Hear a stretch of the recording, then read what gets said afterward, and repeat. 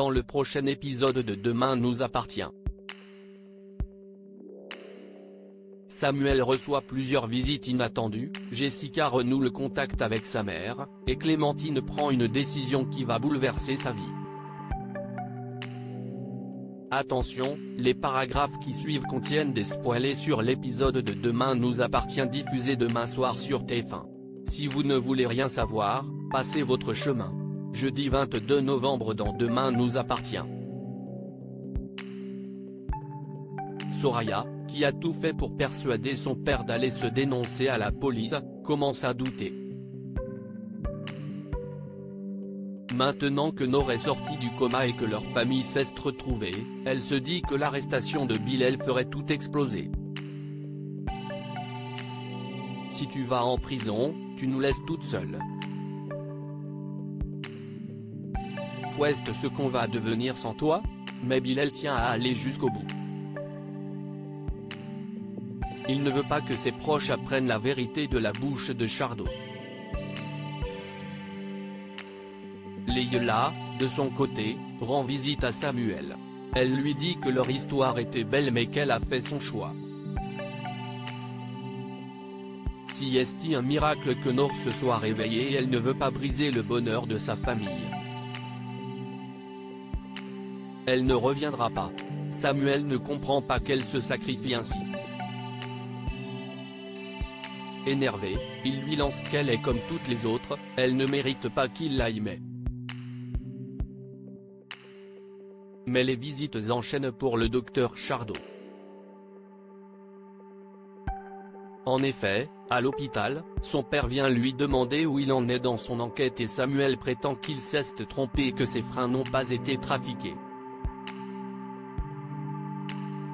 Et plus tard dans la journée c'est Soraya qui frappe à la porte de sa chambre d'hôtel.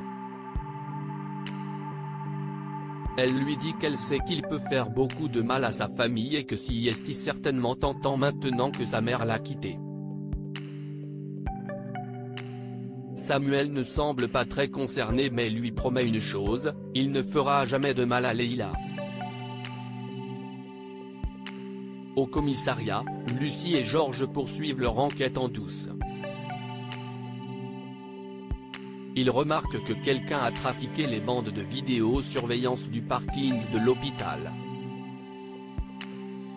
Une partie de la vidéo a été supprimée et l'heure précédente a ensuite été recopiée. Cela prouve donc bien que quelqu'un a saboté la voiture de Shardo. Chez les Moreno, Christelle est complètement gaga du chien qu'elle a trouvé dans la rue et espère que la présence de ce nouvel arrivant au sein de la famille va convaincre Jessica de rentrer à la maison.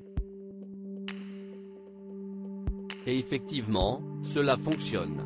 Jessica est ravie et accepte qu'il adopte cette boule de poil qu'elle baptise Comet. Plus tard, dans la chambre de Jessica, Mathias semble un peu jaloux de l'attention que sa copine porte à Comet et Jess le rassure en lui disant qu'il est parfait et qu'il a été génial avec elle ces derniers temps. Et alors que Mathias lui demande quelles affaires elle veut emporter chez lui, Jessica lui confie qu'elle a décidé de rester chez elle. Elle ne veut plus inquiéter ses parents et ne peut pas squatter indéfiniment chez son petit ami. Timothée, quant à lui, se rend à l'hôpital et accepte de lire à nouveau sa déclaration d'amour à Nour, qui trouve ça très beau. Il lui offre ensuite un cadeau que Lou a choisi et que son père a payé pour lui parce que c'était trop compliqué pour lui de le choisir, un t-shirt qu'il trouve moche mais que Lou trouvait joli. Nour l'essaye immédiatement et demande son avis à Timothée. Il est moins moche quand tu le portes. Nour sourit et demande à Timothée de fermer les yeux et de ne pas avoir peur. Puis elle l'embrasse sur la bouche et Timothée admet que c'était plutôt agréable.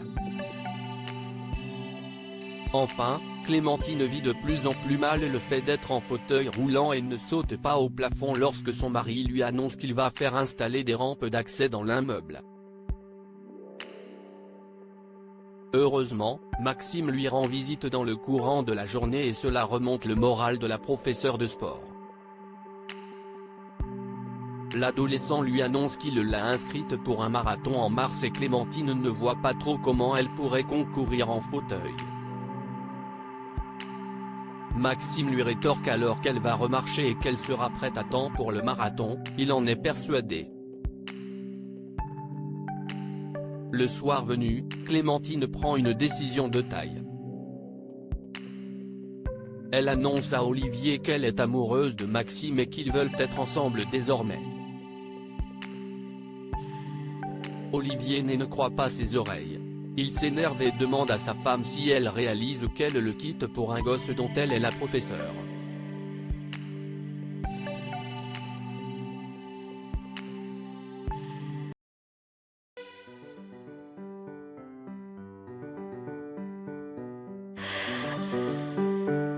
The man I love just had a heart